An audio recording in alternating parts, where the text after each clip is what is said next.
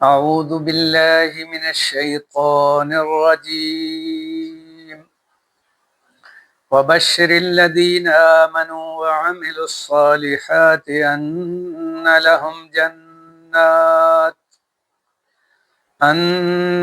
جنات تجري من تحتها الأنهار كلما رزقوا منها من ثمرة رزقا قالوا هذا الذي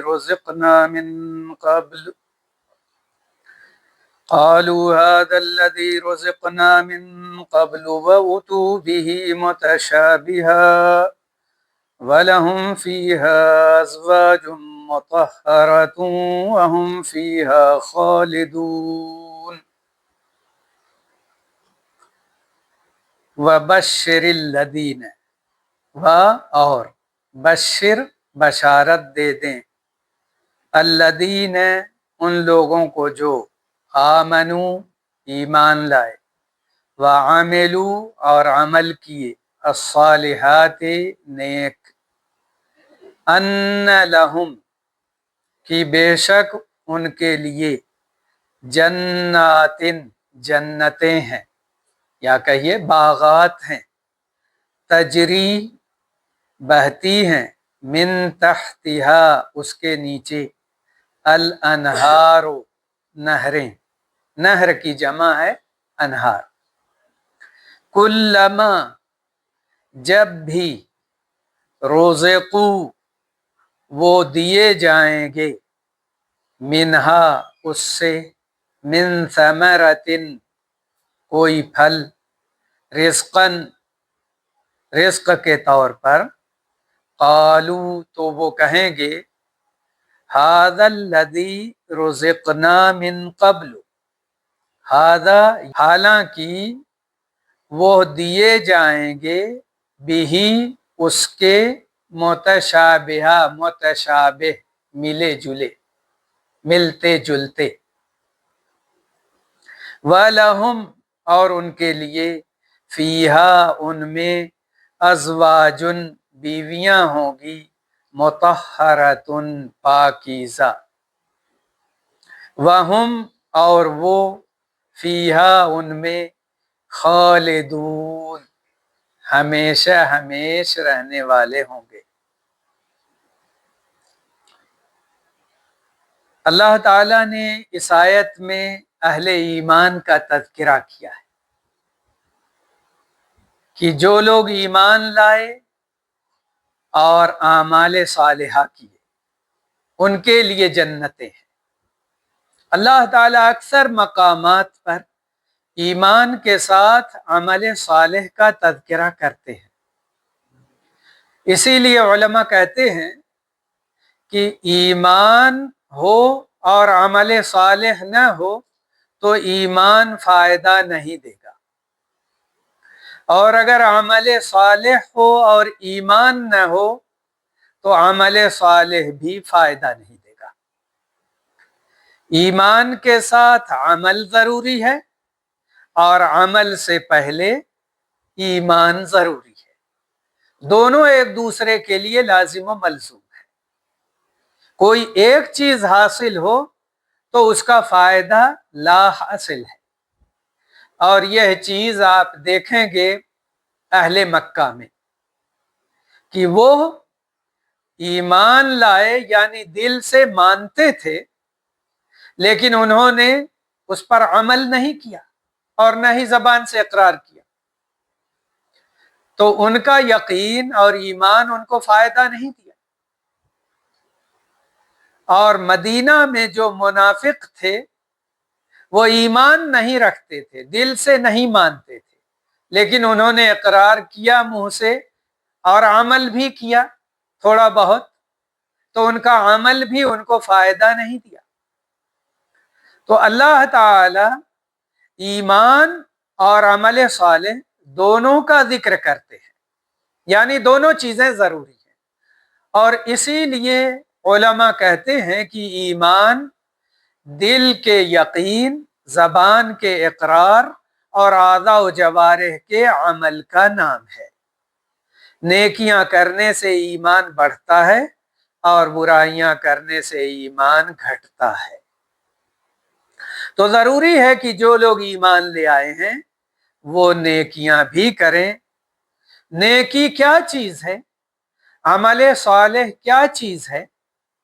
عمل صالح ہر وہ عمل ہے جس کا اللہ پاک حکم دے۔ اگر کرنے کا حکم دے تو اس کو کرنا عمل ہے، عمل صالح ہے، اور اگر کسی کام سے رکنے کا حکم دے تو اس سے رکنا عمل صالح ہے۔ تو کبھی کبھی آدمی کام کر کے وہ نیکی کرتا ہے اور کبھی برائی سے رک کر نیکی کرتا ہے، تو دونوں عمل صالح میں شامل ہیں۔ ایک آدمی برائی سے رکا ہوا ہے تو وہ رک کر نیکی کرتا ہے، اس کا یہ عمل صالح ہے، کیونکہ وہ اللہ کے حکم پر عمل کر رہا ہوتا ہے۔ تو اللہ تعالیٰ نے ذکر کیا اہل ایمان کا کہ وہ ایمان لائیں اور نیک عمل کریں، یعنی جن باتوں کا حکم دیا جائے اس کو انجام دیں اور جن چیزوں سے روکا جائے ان سے رک جائیں۔ تو جو لوگ ایسے ہوتے ہیں تو ان کے لیے جنتیں ہیں۔ اس کا مطلب یہ کہ کئی جنتیں بھی ایک مومن کو حاصل ہوں گی، اور جنت کا لغوی معنی چونکہ باغ ہے تو وہ کئی باغ ایک مومن کو حاصل ہوں گے۔ ایک باغ اور باغیچہ ہے، وہاں اس کی رہائش ہے اور اس کی نعمتیں ہیں، دوسری جگہ بھی ہے، یہاں اس کے اہل و عیال بھی ہے، ادھر اس کے اہل و عیال ہے، ادھر اس کے اہل و عیال ہے، کیونکہ کئی بیویاں بھی ہیں اور بہت سے بچے بھی ہیں اور بہت سے باغات بھی ہیں، کبھی اس میں رہیں گے اور کبھی اس میں رہیں گے اور کبھی اس میں رہیں گے، جدھر جی چاہے۔ تو اللہ نے کہا ان کے لیے باغات ہیں، ان کے لیے جنتیں ہیں، اور ایسی جنتیں جن کے نیچے سے نہریں بہ رہی ہیں، پانی جاری ہے، بہتا ہوا پانی ہے، تاکہ ساری کثافت نہ رہے، صاف ستھرا پانی بھی ہو اور صاف ستھری فضا بھی ہو، گرد و غبار کا اندیشہ نہ ہو اور زکام اور کھانسی کی کیفیت سوچ میں بھی نہ آئے۔ تو کہا ان کے نیچے سے نہریں بہتی ہوں گی، کلما رزقوا، جب بھی وہ رزق دیے جائیں گے، منہا، اس سے، من ثمرۃ، کوئی پھل، رزقن، بطور رزق، قالو، تو وہ کہیں گے، جب بھی انہیں کوئی پھل دیا جائے گا رزق کے طور پر تو وہ کہیں گے، ھذا الذی رزقنا من قبل، یہ تو وہی ہے جو ہمیں دیا گیا تھا اس سے پہلے۔ اس کا دو معنی علماء تفسیر بتاتے ہیں۔ ایک معنی یہ ہے کہ سارے پھل ایک دوسرے سے ملتے جلتے وہاں پر رہیں گے، تو وہ پھل کھائیں لیں گے تو کہیں گے یہی پھل تو ہے جو اس سے پہلے ہم کو دیا گیا تھا، حالانکہ یہ دوسرا ہے اور اس کا ذائقہ بھی دوسرا ہے۔ اور دوسرا معنی یہ ہے کہ وہ دنیا میں جو پھل پائے ہوئے تھے تو ان کی شکل کے وہاں بھی پھل ہوں گے، تو کہیں گے کہ دنیا میں تو یہی پھل ہم کو ملا تھا جو یہاں مل رہا ہے ہمیں۔ تو اللہ پاک نے ذکر کیا وَأُتُوا بِهِ مُتَشَابِهًا، اور وہ دیے جائیں گے اس سے ملتے جلتے، یعنی وہ شکل و صورت میں تو اسی قسم کے ہوں گے لیکن اس کے ذائقے، ان کی مٹھاس الگ ہوگی، بالکل الگ، اور اس کا کوئی اندازہ بھی نہیں کر سکتا، کیونکہ اللہ تعالی نے جنت کی نعمتوں کا تذکرہ کیا ہے تو کہا ہے کہ وہ ان کے لیے وہاں ہوں گی وہ چیزیں ما لا عین رأت ولا اذن سمعت ولا خطر علی قلب بشر، ان کو وہ نعمتیں حاصل ہوں گی جن کو نہ آنکھوں نے دیکھا ہے، نہ کانوں نے سنا ہے، اور دیکھنا سننا تو دور، دل میں اس کا خیال بھی نہیں گزرا کہ وہ کس طرح کی ہوگی۔ تو اللہ تعالی نے ذکر کیا کہ وہ نعمتیں ایسی ہوں گی کہ نہ آنکھیں دیکھ سکی ہیں اور نہ کانوں نے سنا ہے اور نہ دل میں خیال آ سکتا ہے کہ وہ کتنی عظیم الشان ہوں گی وہ نعمتیں۔ لیکن رنگ دیکھ کر یا ان کی شکل دیکھ کر کہیں گے کہ یہ چیز ہمیں پہلے دی گئی یا ہمیں پہلے ملی ہوئی۔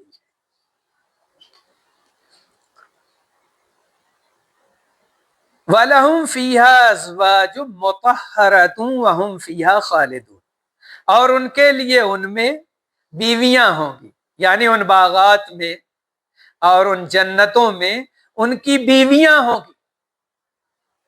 کس قدر ہوں گی؟ دو حور عین کا تو خاص ذکر ہے، لیکن اللہ تعالی نے جمع کا صیغہ استعمال کیا ہے، تو اس سے یہ معلوم ہوتا ہے کہ وہ اپنے بندوں کو کئی بیویاں عطا کرے گا، ان کی نیکی اور ان کے عمل صالح کے اعتبار سے وہ جس قدر چاہے عطا کرے۔ تو کہا ان کے لیے بیویاں ہوں گی پاکیزہ۔ پاکیزہ کا کیا مطلب؟ حیض و نفاس سے پاک ہوں گی، نہ حیض آئے گا نہ نفاس آئے گا، نہ بدبو آئے گی، نہ جسم میں پسینہ کوئی ہوگا کہ جو ناپسند ہو، نہ منہ میں بو ہوگی کہ وہ ناپسند ہو، نہ ناک میں کوئی چیز ہوگی جو ناپسند ہو۔ پاکیزگی ہی پاکیزگی، پاکیزہ ہوگی۔ کیونکہ جن بیویوں کو بھی اس دنیا میں آپ دیکھیں گے تو بعض چیزیں آپ کو پسند آئیں گی تو بعض چیزیں ایسی ہوں گی جو ناپسند ہوں گی، لیکن وہاں اللہ رب العالمین جو بیویاں عطا کرے گا وہ ایسی ہوں گی کہ وہاں پاکیزگی اور نفاست ہی ہوگی، اور وہاں پہ کدورت اور ناپسندیدگی کا کوئی سوال پیدا نہیں ہوگا۔ تو کہا کہ وہاں وہ بیویاں ہوں گی جو پاکیزہ ہوں گی۔ وَهُمْ فِيهَا خَالِدُونَ، اور وہ ان میں ہمیشہ ہمیش رہیں گے۔ حدیث شریف میں لکھا ہے کہ جنتی جب جنت میں چلے جائیں گے اور جہنمیوں کو جب جہنم میں ڈال دیا جائے گا تو کہا جائے گا کہ جنتیوں اب تم ہمیشہ ہمیش یہاں رہنے والے ہو، یہاں سے نکالے نہیں جاؤ گے، آرام سے رہو۔ جہنمیوں سے کہا جائے گا کہ تم لوگ بھی اب ہمیشہ یہاں رہنے والے ہو، اس سے نکلنے کا سوچنا بھی نہیں، عذاب میں رہو ایسے ہی۔ اور وہ کفار ہوں گے، یا تو اہل ایمان کا تذکرہ ہے جو جنتوں میں ہوں گے، اور ان سے کہا جائے گا ہمیشہ ہمیش کے لیے رہو، نکلنے کی کوئی نہ بات ہوگی اور نہ ایسا خیال۔ اور جہنمیوں سے بھی یہی کہا جائے گا، رہے وہ لوگ جو کچھ مومن ہوں گے جن کو جہنم میں ڈال دیا جائے گا اور نکالا جائے گا، تو اس سے وہ مستثنیٰ ہیں، الگ سے ان کا تذکرہ مختلف جگہوں پر آیا ہوا ہے۔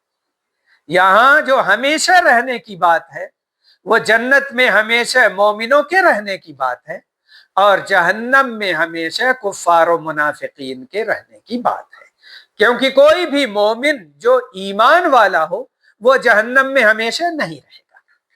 جنت میں جانے کے بعد کوئی نکالا نہیں جائے گا وہاں سے، کوئی بھی مومن۔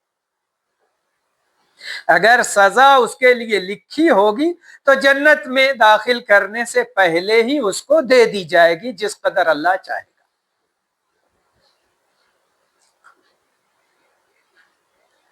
ان اللہ لا یستحیی ان یضرب مثلا ما بعوضۃ فما فوقها، بے شک اللہ تعالی نہیں شرماتا ان یضرب کی بیان کرے مثلا مثال، ما کوئی بھی، بعوضۃ مچھر کی، فما فوقها یا پھر اس کی جو اس سے ऊपर हो या बढ़कर हो।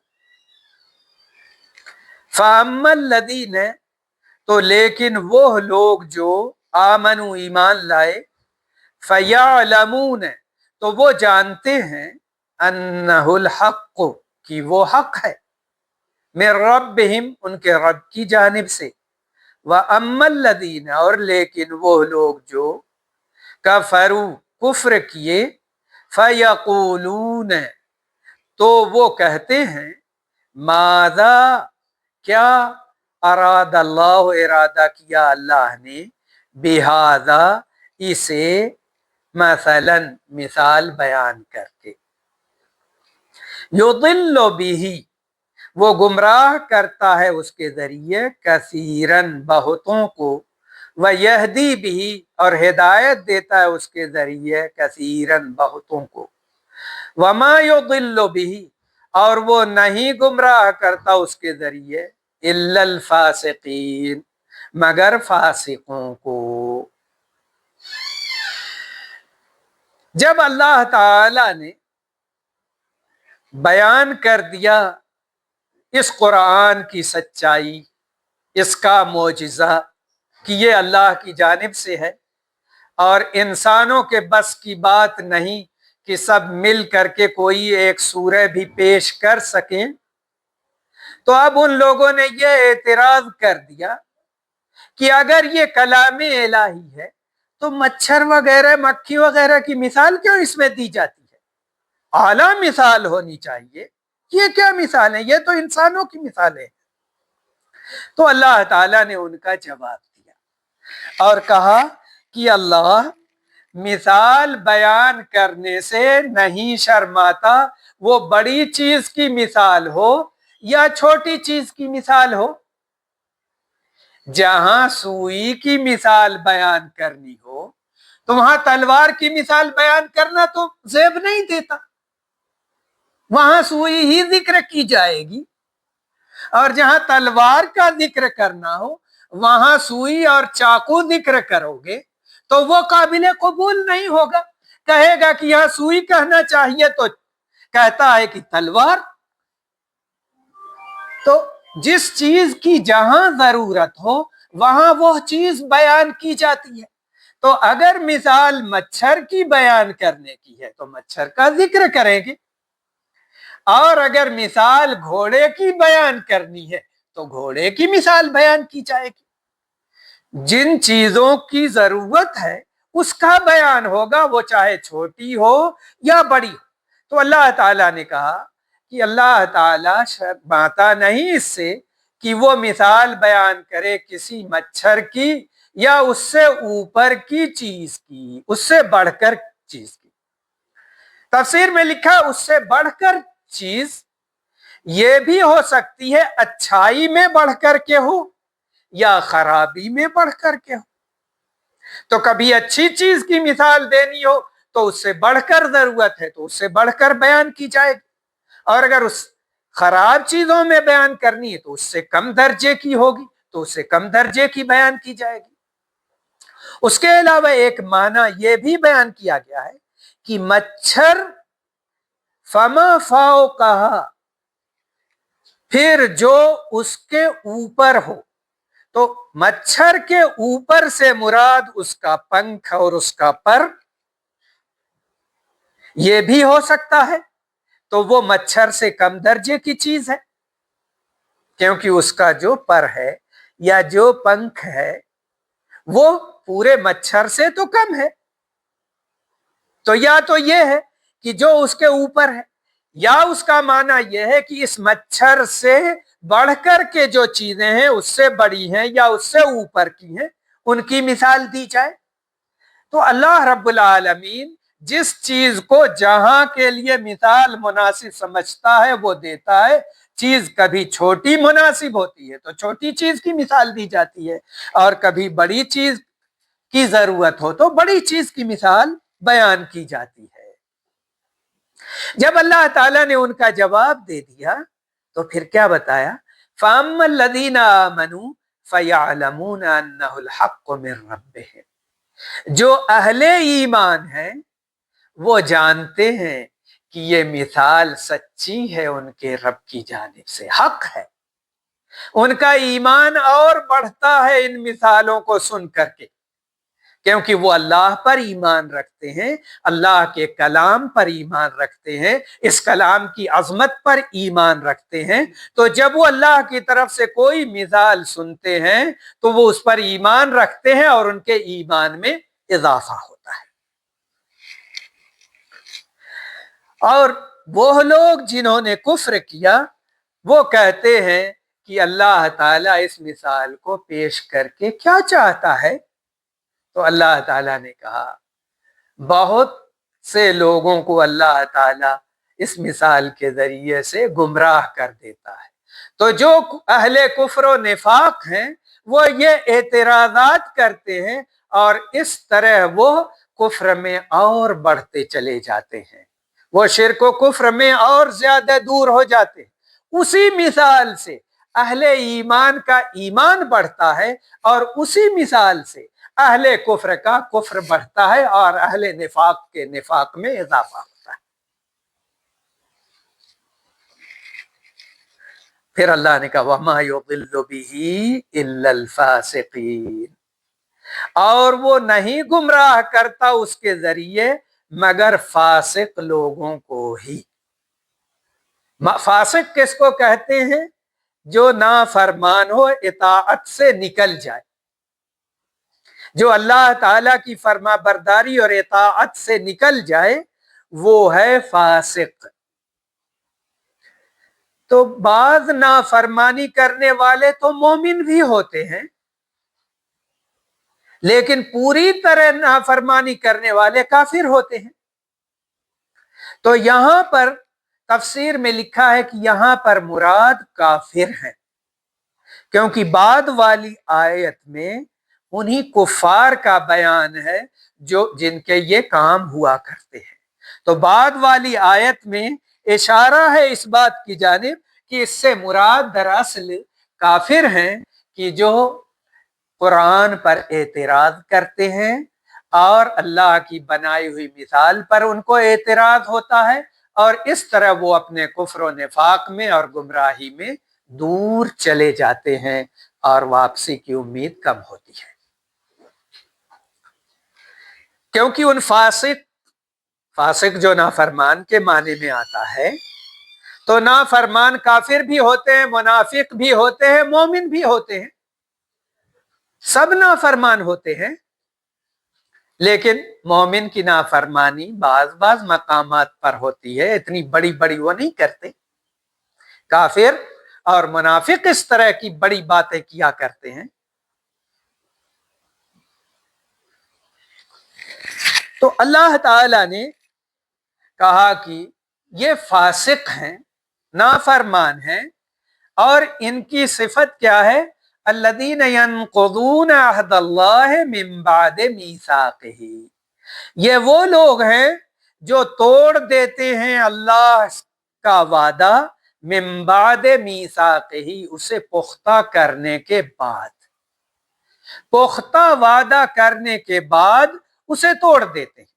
وَيَقْطَعُونَ مَا أَمَرَ اللَّهُ بِهِ أَن يُوصَلَ، اور کاٹ دیتے ہیں اس کو جس کا حکم دیا ہے اللہ نے أَن يُوصَلَ کی جوڑا جائے۔ وَيُفْسِدُونَ فِي الْأَرْضِ، اور وہ فساد پھیلاتے ہیں زمین میں۔ أُولَئِكَ هُمُ الْخَاسِرُونَ، یہی لوگ ہیں خسارہ پانے والے۔ تو ان فساق کی مثال دی کہ یہ کیا ہیں؟ یہ اللہ سے کیا ہوا عہد اور وعدہ توڑ دیتے ہیں۔ کون سا یہ عہد اور وعدہ ہے جس کا اللہ تعالیٰ نے ذکر کیا؟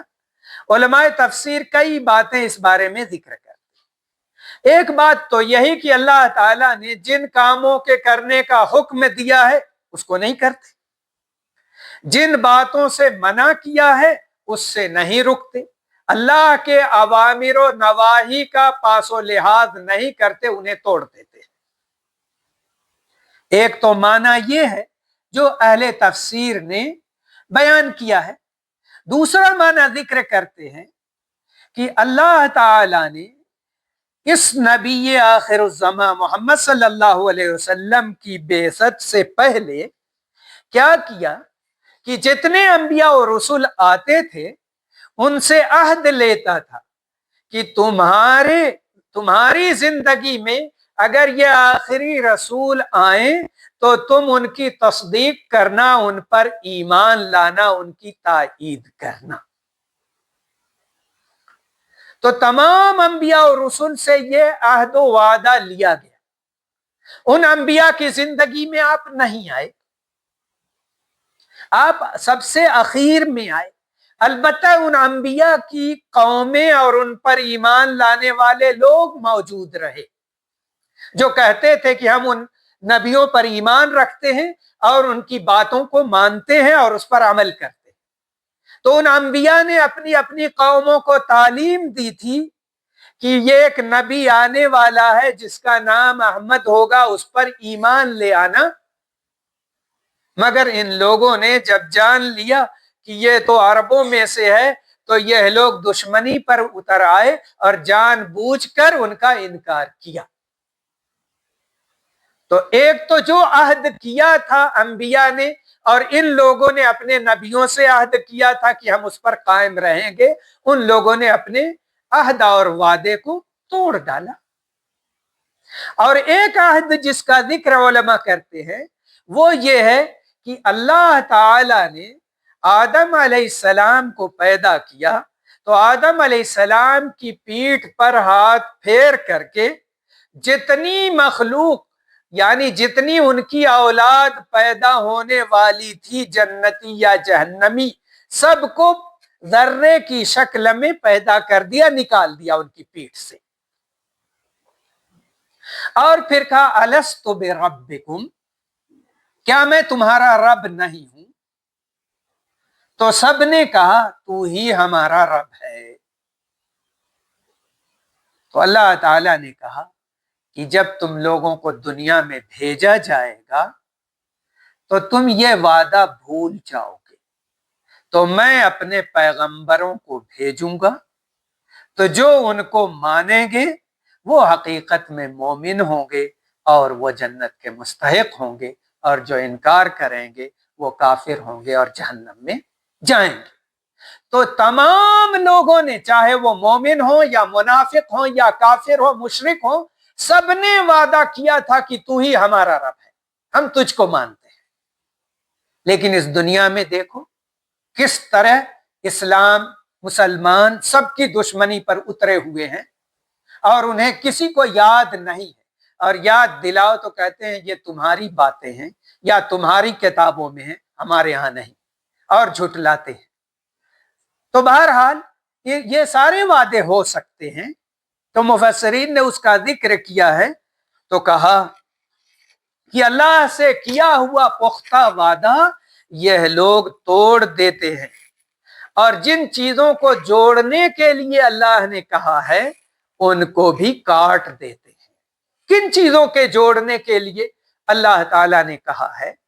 रिश्ते नातों को जोड़ने के लिए अल्लाह ने कहा है कि रिश्तों को जोड़ो, उनको तोड़ो नहीं। और हदीस शरीफ में लिखा ला यदखुलुल जन्नत कातिउन, रिश्ते नातों को काटने वाला जन्नत में दाखिल नहीं होगा। तो उनको जोड़ने के लिए कहा गया है। तो जो लोग काटते हैं वो अल्लाह के हुक्म और अहद और वादे को तोड़ते हैं और ये जमीन में फसाद फैलाते हैं, यही खसारा पाने वाले लोग हैं। तो अल्लाह ताला ने बता दिया जो ईमान वाले हैं, जो बात सुनते हैं, मानते हैं, उस पर अमल करते हैं, वो क्यों नुकसान उठाएंगे? वो तो फायदे ही फायदे में है, नुकसान तो नाफरमानों ही का होता है। तो ये चूंकि नाफरमान है, अहद तोड़ते हैं, जोड़ने वाली चीजों को तोड़ते हैं, तो ये इकराम व इज्जत के मुस्तहिक नहीं है, तो इनका खसारा और इनका नुकसान होगा। कैफ तकफुरून बिल्लाहि व कुंतुम अमवातन फअहयाकुम सुम्मा युमीतुकुम सुम्मा युहयीकुम सुम्मा इलैहि तुरजाऊन। कैसे तुम लोग कुफ्र करते हो अल्लाह के साथ اور تم تھے مردے، فاحیاکم، تو اللہ نے تمہیں زندگی بخشی، ثم یمیتکم، پھر وہ تمہیں موت دے گا، ثم یحییکم، پھر وہ تمہیں زندہ کرے گا، ثم الیہ ترجعون، پھر اسی کی طرف تم سب لوٹائے جاؤ گے۔ تو اللہ نے کہا کہ تم کیسے انکار کرتے ہو اور کیسے کفر کرتے ہو؟ تم پہلے مردہ تھے، یعنی تم کچھ نہیں تھے، تمہاری حیثیت نہیں تھی اور نہ تمہارے اندر کوئی زندگی تھی، عدم تھے، کچھ نہیں تھے۔ تو اللہ تعالی نے تم کو زندگی بخشی، ماں کے پیٹ سے تمہیں پیدا کر دیا اور تم ایک پوری زندگی گزارتے ہو۔ تو جو عدم کا وقت تھا، کچھ نہ ہونا، اس کو موت سے تعبیر کیا، کیونکہ موت ہے تو کچھ نہیں ہے۔ گویا کسی کو موت آ گئی تو اب اس کی کوئی حیثیت نہیں رہی، اسی لیے عدم کو موت سے تعبیر کیا۔ پھر وجود بخشنا اور زندگی دینا، اس کو زندگی سے تعبیر کیا۔ پھر کہا اس کے بعد اللہ موت دے دے گا اور لوگ مر جاتے ہیں اور یہ سب مانتے ہیں۔ پھر اس کے بعد زندہ کرے گا قیامت کے دن، جس کو کفار و مشرکین نہیں مانتے۔ تو اللہ تعالیٰ نے 2 بار موت اور 2 بار زندگی کا تذکرہ کیا کہ یہ ساری چیزیں تو ہو رہی ہیں اور میں باقاعدہ یہ سارے کام کرنے والا ہوں، تو تم اللہ کا کفر کیسے کرتے ہو؟ تمہیں تو اسی کے پاس لوٹ کر کے جانا ہے۔ وَالَّذِي خَلَقَ لَكُم مَّا فِي الْأَرْضِ جَمِيعًا ثُمَّ اسْتَوَىٰ إِلَى السَّمَاءِ فَسَوَّاهُنَّ 7 سماوات وَهُوَ بِكُلِّ شَيْءٍ عَلِيمٌ۔ هو الذی، وہی ہے جس نے خلق پیدا کیا، لکم تمہارے لیے، ما فی الارض جو کچھ زمین میں ہے، جمیعاً سب کا سب، ثم استوى پھر وہ مستوی ہو گیا، الی السماء آسمان کی طرف، یا دوسرا معنی پھر وہ متوجہ ہوا آسمان کی طرف، فسواہن تو اس نے ٹھیک ٹھیک بنا دیا ان کو، 7 سماوات 7 آسمان کی شکل میں، وَهُوَ بِكُلِّ شَيْءٍ عَلِيمٌ اور وہ ہر چیز کو خوب جاننے والا ہے۔ اس نے تمہارے لیے پیدا کیا اس روئے زمین کی تمام چیزیں۔ اس کو ذکر کر کے علماء کہتے ہیں کہ یہ آیت اس بات کی دلیل ہے کہ روئے زمین پر پیدا کی جانے والی تمام چیزیں حلال اور جائز ہیں، سوائے ان چیزوں کے جن کی حرمت نازل ہو گئی۔ اصل یہ ہے کہ اس روئے زمین پر اللہ نے جو کچھ بنایا اور پیدا کیا ہے وہ حلال اور مباح ہے۔ اگر کوئی چیز حرام تھی، ناجائز تھی، تو اللہ نے اسے بیان کر دیا، اور جس چیز کے بارے میں خاموشی ہے، اصل یہ ہے کہ وہ مباح ہے، کیونکہ اللہ نے انسانوں کے لیے، لوگوں کے لیے یہ چیز بنائی ہے۔ پھر اس کے بعد وہ متوجہ ہوا آسمان کی طرف۔ اس کو ذکر کر کے کہتے ہیں کہ اللہ تعالیٰ نے پہلے زمین بنائی ہے اور اس کے بعد آسمان بنایا ہے۔ البتہ جو یہ ذکر بعض آیتوں میں آیا ہوا ہے، وَالْأَرْضَ بَعْدَ ذَلِكَ دَحَاهَا، اور زمین کو آسمان کے بعد برابر اور ٹھیک کیا، تو اس کا معنی علماء یہ بتاتے ہیں کہ اللہ نے پہلے زمین بنائی، اس کے بعد آسمان بنایا، پھر اس زمین کو برابر اور رہنے کے لائق آسمان بنانے کے بعد کر دیا۔ پھر وہ آسمان کی طرف متوجہ ہوا زمین بنانے کے بعد، تو اس کو 7 آسمان بنایا، اور قرآن میں ایک آیت یہ بھی ہے، وَمِنَ الْأَرْضِ مِثْلَهُنَّ، اور زمین کو بھی آسمانوں کی طرح 7 بنایا ہے۔ تو اس لیے اصل یہ ہے کہ جس طرح آسمان 7 ہیں، اسی طرح زمین بھی 7 ہے، اور حدیث میں اس بات کا ذکر موجود ہے کہ جو کسی کی زمین ناحق ایک بالشت بھی ہڑپ لے گا اور غصب کر لے گا، تو قیامت کے دن 7 زمینوں کا بوجھ اٹھائے گا۔ تو وہ حدیث بھی تائید کرتی ہے اس بات کی کہ زمین بھی اللہ نے 7 بنائی ہے. بس اکثر علماء اس بات کے قائل ہیں کہ 7 زمین سے مراد اسی زمین کے 7 طبقات ہیں. تو اس زمین پر جس نے قبضہ کیا تو اندر تک کا وہ مالک ہے، نیچے جتنی نیچے بھی وہ جائے وہی اس کا مالک ہوگا. تو وہ 7 طبقات جو ہیں ان سب کو وہ اٹھائے گا اس کا بوجھ، اور وہ نہیں اٹھا سکے گا. اور وہ ہر چیز کو خوب جانتا ہے، یعنی اللہ سے کوئی چیز چھپی نہیں ہے. اس لیے یہ مت کہو کہ یہ تو باریک چیز ہے اور یہ ظاہر چیز ہے، تو کس کس چیز کا وہ حساب لے گا اور کون کون سی چیزیں سامنے لائے گا. ساری چیزیں اس کے علم میں ہیں اور ریکارڈ شدہ ہے. سبحانک اللہم و بحمدک نشہد ان لا الہ الا انت نستغفرک و نتوب الیک.